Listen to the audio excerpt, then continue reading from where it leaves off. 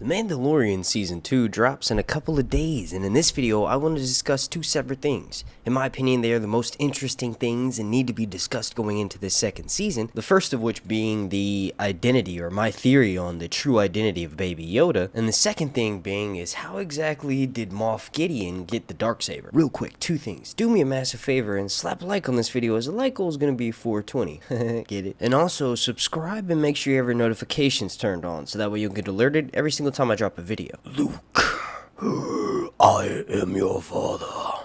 That's what I'm gonna say to my son when I meet him in a couple more months. His name's Luke. Alright, so first things first. The one thing that I want to briefly mention is that cloning is a major theme in the Star Wars universe. We had a massive army of millions of clones that were helping the Jedi during the Clone Wars, but during the famous Order 66, while it was executed, they of course turned on the Jedi. Now, Palpatine was revealed to be someone who has the ability to clone himself, as we've seen this evident in The Rise of Skywalker, the last Star Wars film, and then this has been sort of a heavy theme, or at least somewhat of a background theme, with a mysterious plot surrounding Baby Yoda and his race in general throughout Star Wars canon. Just for instance, the name in the homeworld of Yoda's species is unknown. This is why most people on the internet dubbed Baby Yoda Baby Yoda. There's no other name for his species, otherwise it would likely be Baby whatever insert blank Yoda species is.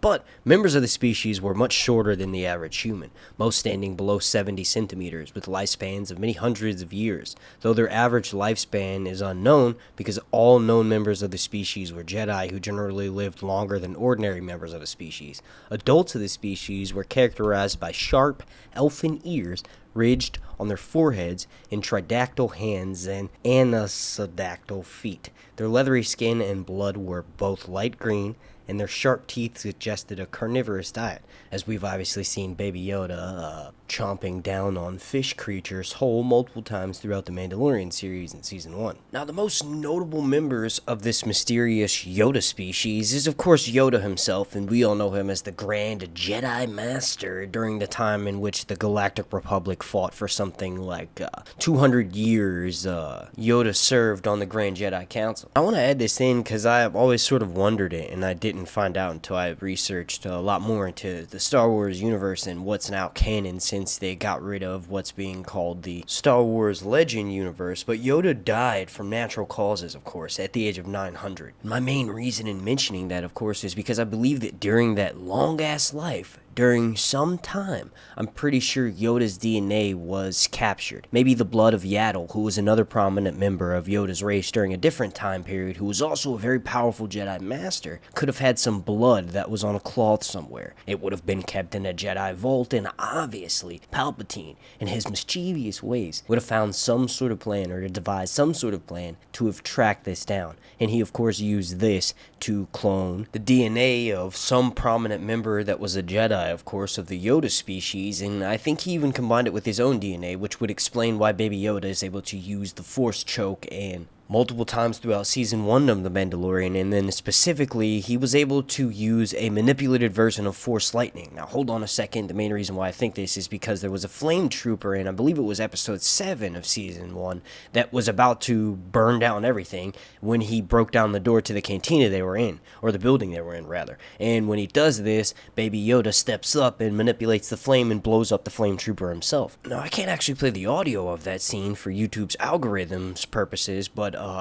it sounds like Force Lightning, and also we all know that lightning is another form of fire for those who can manipulate the Force, at least if you go with the Legends chronology. Now, I could obviously be wrong about that, but debate me down in the comment section. I think these are the reasons why Baby Yoda is able to use some darker techniques of the Force. We know that most of the prominent members of Yoda's species, albeit unknown since they've, lived such a long time ago, I think most of them were on the Jedi Council, or members and just Jedi Knights in general. So it would make sense for them to have dark Force abilities. Although when you think about it, in The Rise of Skywalker, we did see Rey have to master both sides of the Force in order to overcome Emperor Palpatine for the final time. So if that theme is continuing throughout the Star Wars universe, maybe Palpatine attempted to combine himself into another powerful Jedi-using race. Basically what I'm getting at is that I think Baby Yoda could be a previous version of Rey. Emperor Palpatine Palpatine decided to use his own DNA to create Rey because he realized that he couldn't control Baby Yoda. Obviously, he lost them to Mando. Now, the next thing that I want to discuss is a scene that no matter how many times I rewatch it to this day, and it's been, a little less than a year since Mandalorian went off, but every single time I watch Moff Gideon getting out of that crashed TIE fighter and he's holding the Darksaber, the hairs on the back of my neck stand up, and I'm just curious as to how he found it, because last time we saw the Darksaber was in the animated series, and it was during the Imperial era, where the Mandalorian weapons expert and rebel Sabine Wren retrieved the Darksaber from the Night Sister lair on Dathomir. After the urging of Finn Rao and her fellow Spectres, Sabine agreed to undergo training with the Darksaber under the tutelage of Jedi Knight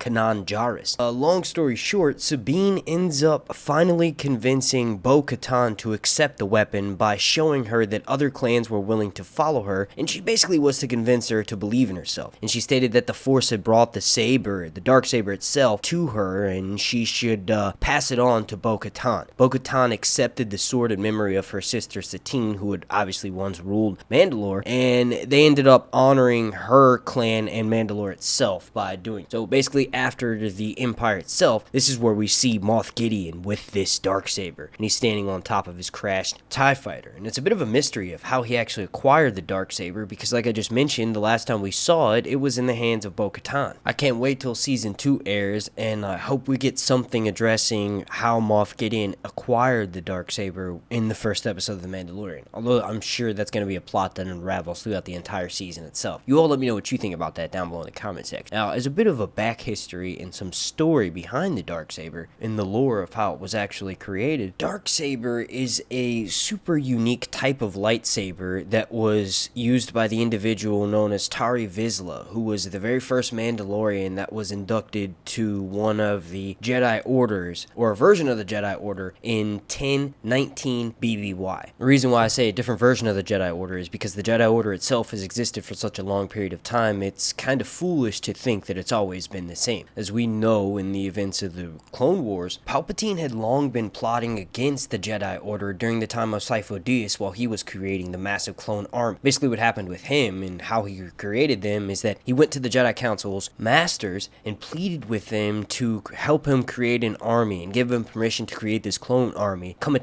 a time or a chance in which the Jedi Council would face an enemy so great where they would need an army to defend the Republic. The Jedi Masters at the time denied him, and he went behind their backs and of course had the massive clone army created. Well, during that time, Palpatine was already plotting seeds for the Jedi Council's destruction by having them implanted with the Order 66 chips, the command that allowed the clones to turn on all the Jedis during the events of Revenge of the Sith. Getting back on track here and wrapping this video up, Tari Vizsla, the one who created the actual Darksaber, had, after his death, had it stored in a Jedi temple. Now, House Vizsla later stole the saber in a conflict with the Jedi during the fall of the Old Republic. Now, the Darksaber itself basically represents the unification of the Mandalorian people, and at the end of season 1 of The Mandalorian, we saw that Mando stands the best chance of leading them. Now, I'm pretty sure he will ultimately have to defeat Moff Gideon and use it to reunify some of the clans of Mandalore. Well, alright, I'm gonna get out of here. Thank you for watching. Also, I plan on breaking down every single episode of The Mandalorian Season 2, so make sure you go ahead and subscribe and then turn your notifications on so that way you'll get an alert every single time those videos drop on Friday, right after the episode drops.